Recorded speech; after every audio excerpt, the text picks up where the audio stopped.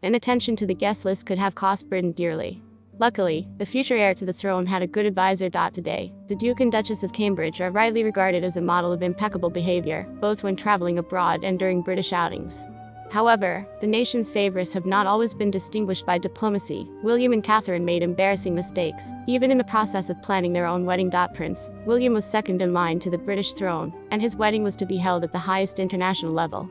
However, for some reason, the Duke of Cambridge did not invite Crown Prince Felipe, who became King of Spain in 2014, to the celebration.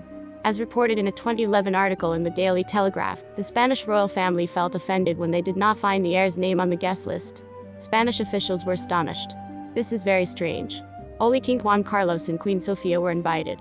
However, by some miracle, the scandal was avoided.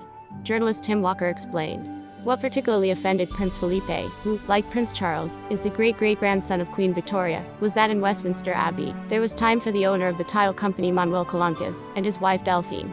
At Felipe and Letizia's wedding in 2004, the Prince of Wales was the guest of honor, and attended both the ceremony and the banquet that followed.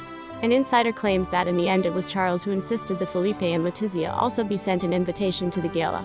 Ironically, the forthcoming wedding of Prince William's cousin, Princess Beatrice, is no stranger to discussion, despite the fact that Her Highness is only ninth in line to the throne, and has no claim to the crown.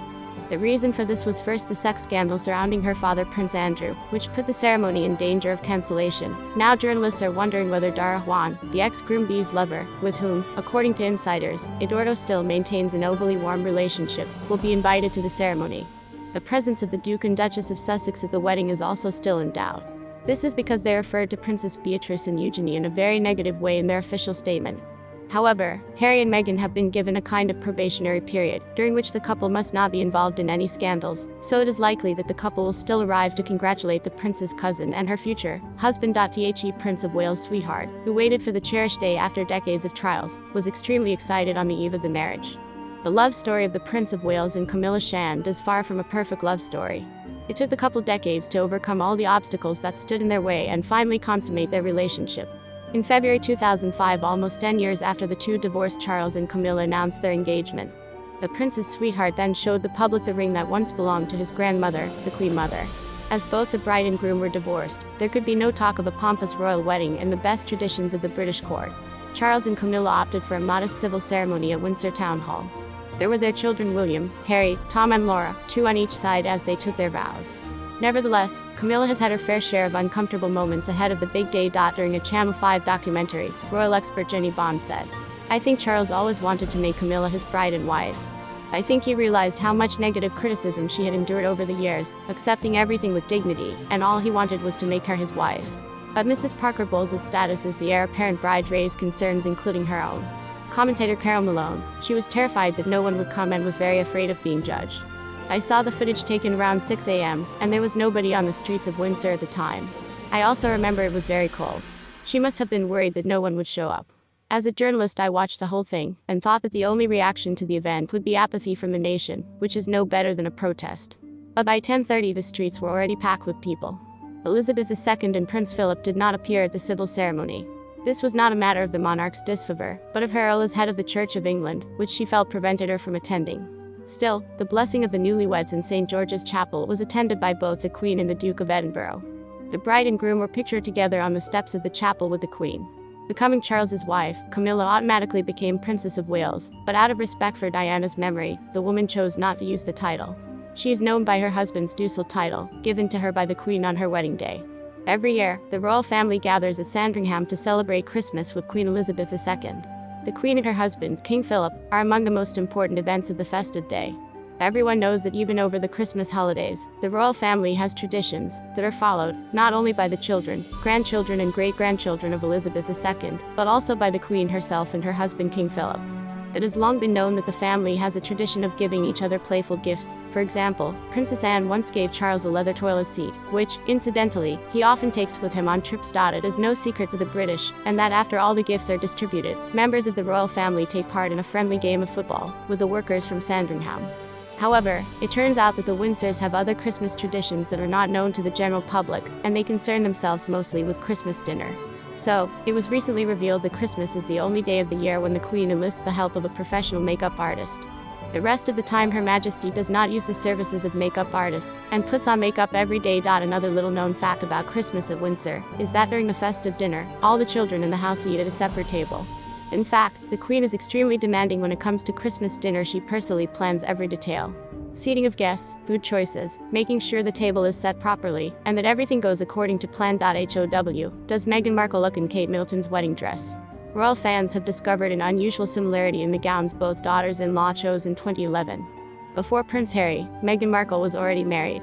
The actress first married in September 2011, choosing to tie her life together with Hollywood producer Trevor Engelson, whom she had been with since 2004. The bride was 30 and the groom 35. The celebration was held in Jamaica, where guests hit a multi-day beach party. And the couple's outfits were perfectly in keeping with the chosen location. Meghan and Trevor tied the knot at the Jamaica Inn in Ocho Rios, Jamaica. The boutique hotel with 55 suites and cottages, set on a white sandy beach near palm trees and turquoise water, welcomed a number of the couple's guests, their family and friends.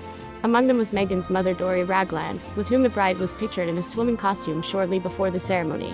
The dress Miss Markle wore on her first wedding day, it was a strapless white model with a short and narrow bodice, a silver belt embellished with large crystals, and a moderate hem that falls in thin pleats to the floor. And royal fans are finding that it looks a lot like Kate Middleton's wedding dress.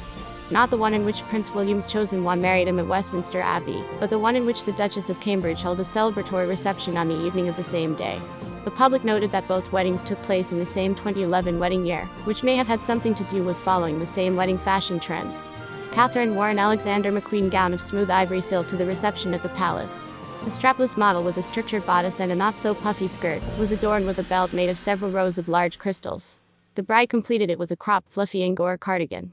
Cambridge's hairstyle also changed slightly after the wedding ceremony. The Duchess flicked back the strands, revealing her signature large curls. Meghan also had her hair loose on her first wedding day, which was in perfect harmony with the atmosphere of the occasion.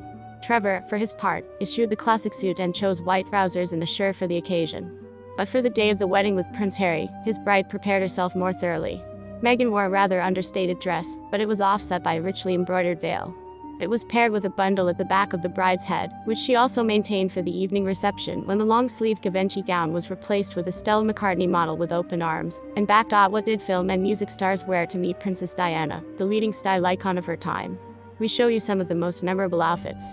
Princess Diana was one of the major style icons of the 80s and 90s, if not the most influential fashion figure of her era. Unsurprisingly, those lucky enough to meet the Welsh one thought long and hard about what to wear for the occasion.